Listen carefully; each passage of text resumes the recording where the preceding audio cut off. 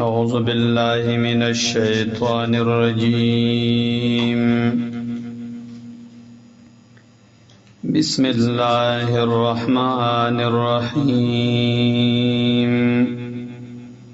وإذ يرفع إبراهيم القواعد من البيت وإسماعيل کلا سپورتکول ابراهیم علیہ السلام القواعد بنیدنا من البیت د بیت الله شریف و اسماعیل و اسماعیل علیہ السلام هم دعاړو ربنا تقبل منا یزمونږ ربا قبول کړي زمونږ ندا دعا زمونږ ندا عمل انک انت السمیع العلیم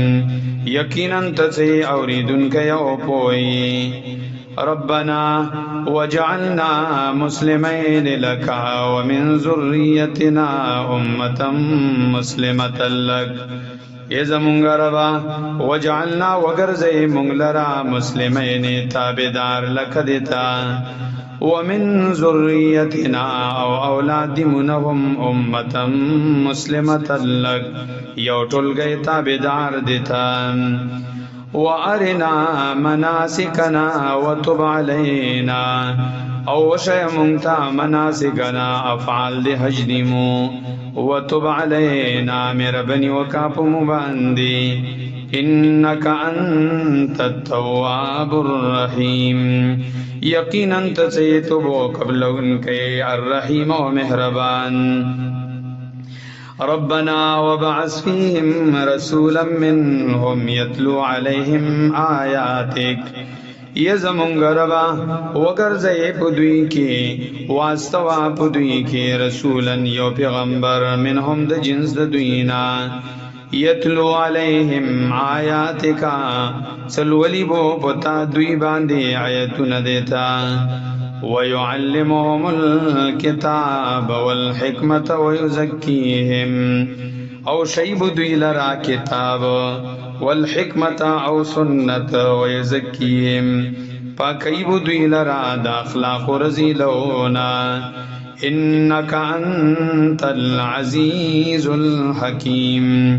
یقینا تسی غالب و حکمت نوالی ومن يرغب عن ملة إبراهيم إلا من سفه نفسه او نعڑی مخود طریقی دا ابراہیم علیہ السلامنا ومن يرغب او نعڑی عن ملتی دا طریقی دا ابراہیم علیہ السلامنا الا من سفه نفسه مگر حغا چوک سبیو کفے کو خپلزان وَلَقَدِ اصْطَفَيْنَاهُ فِي الدُّنْيَا وَإِنَّهُ فِي الْآخِرَةِ لَمِنَ الصَّالِحِينَ یقیناً خامخا اصطفیناہ منچن کڑے دا غلرا ابراہیم علیہ السلام لرا غور کڑے مو غلرا پا دنیا کی وَإِنَّهُ فِي الْآخِرَةِ لَمِنَ الصَّالِحِينَ یقیناً ویبودا پا آخرت کی خامخاد کامیابنا اذ قال له ربه اسلم کلا چوی دلرا رب ددو غاڑکی دا قالا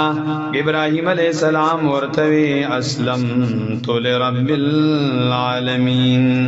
ما غاڑکی شی رب دا مخلوقات